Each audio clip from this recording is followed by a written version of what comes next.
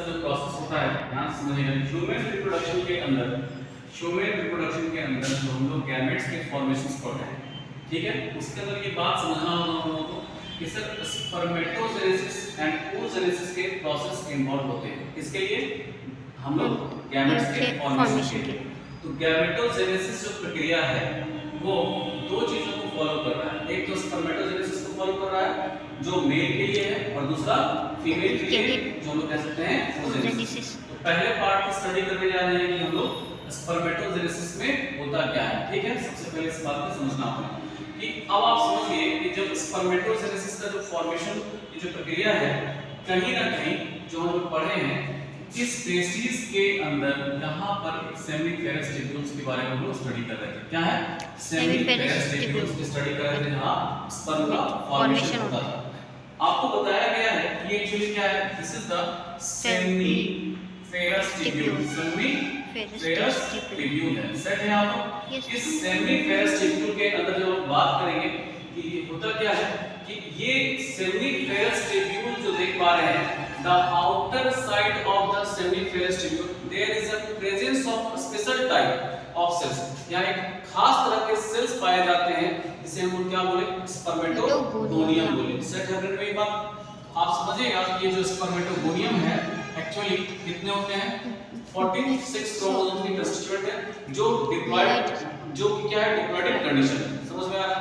अब समझिए इस बात को, और कहना क्या था, इनर टू द सेल, इसी सेमिफेरस टिब्यूल के इनर साइड में क्या होता है, एक प्रेजेंस होता है इमेच्योर टाइप का जर्म सेल्स। क्या कहते हैं? Immature germ cells. जिसे हम कह सकते हैं कि मेल जर्म सेल्स के रूप में आप इसको समझिएगा, जो बहुत ज्यादा डिवाइड करने का टेंडेंसी नहीं रखता है, लेस टेंडेंसी टू डिवाइड, मतलब इसमें बहुत ज्यादा डिफरेंशिएशन नहीं होता है। समझ रहे हैं आप इसको? तो ज्यादा ये डिवीजन डिवाइड नहीं करेंगे और बहुत ज्यादा डिवाइड करके कुछ नई चीजें नहीं करेंगे। समझ रहे हैं आप? लेकिन आप एक चीज समझिएगा थोड़ा सा कि होगा क्या कि इनके अंदर जो स्पर्मेटोगोनियम है उनमें एक खास तरह का प्रोसेस इन्वॉल्व हो रहा होता है। एक खास तरह का प्रोसेस इन्वॉल्व होता है जिसे क्या बोलेंगे, माइटोसिस। देखिए आप, ये स्पर्मेटोगोनियम है, ये क्या है, स्पर्मेटोगोनियम। इसमें एक खास तरह का प्रोसेस लगा, क्या, माइटोसिस। ठीक है, इस स्पर्मेटोगोनियम के अंदर आप समझिए कि जब माइटोसिस की प्रक्रिया इन्वॉल्व हो रही होगी तो ये करेंगे क्या, स्पर्मेटोगोनिया का फॉर्मेशन करेंगे। सेट हो रही है बात को? तो स्पर्मेटोगोनिया का अपने ही जैसे खास तरह का सेल बना लेंगे जो कि बहुत ज्यादा डिफरेंशिएटेड नहीं होगा। इसी डिफरेंशिएशन के दौरान उनमें एक और चेंजिंग होगी जो माइटोसिस प्रक्रिया के थ्रू होती है। मतलब क्या होगी कि मैच्योर तो हो रहे होंगे और अपने इसी मैच्योरेशन के दौरान क्या करेंगे, एक खास तरह का जो सेल है वो करेंगे क्या, प्राइमरी स्पर्मेटोसाइट्स का फॉर्मेशन करेंगे। याद रखिए, स्पर्मेटोगोनियम डिप्लॉयडिक कंडीशन, तो ये स्पर्मेटोगोनियम में क्या है, डिप्लॉयडिक कंडीशंस देखने को मिले। आप इस बात को थोड़ा ये भी समझिएगा, यहाँ माइटोसिस की प्रोसेस हो रही है और इससे क्या कर रहा है कि स्पर्मेटोसाइट्स बना रहे हैं। जब ये स्पर्मेटोसाइट्स बन रहा होगा इस कंडीशन में, देखिए जब ये डिप्लॉयड है तो ये भी क्या होगा कि माइटोसिस प्रोसेस, क्योंकि ये बहुत ज्यादा क्या हुआ, डिफरेंशिएट नहीं किया, बस उससे थोड़ा सा अलग क्या कर लिया, मैच्योर होकर के एक अलग तरह का खास तरह का सेल बना दिया। ठीक है, एक अलग स्ट्रक्चर बना लिया। समझ गए? इसको क्या बोला गया, प्राइमरी स्पर्मेटोसाइट्स बना दिया। इसे क्या बोला गया, 2 दैट इज आल्सो डिप्लॉयडिक कंडीशन। समझ में आ रहा है? आइए हम लोग एक बात यहाँ और लिखें कि यहाँ पर जो प्रोसेस हो रही होती है mitosis, who takes part in the formation of spermatogonia, here they form a own type of cells। अपने ही जैसे एक सेल्स बनाते हैं, इसे क्या कहा गया, स्पर्मेटोगोनिया।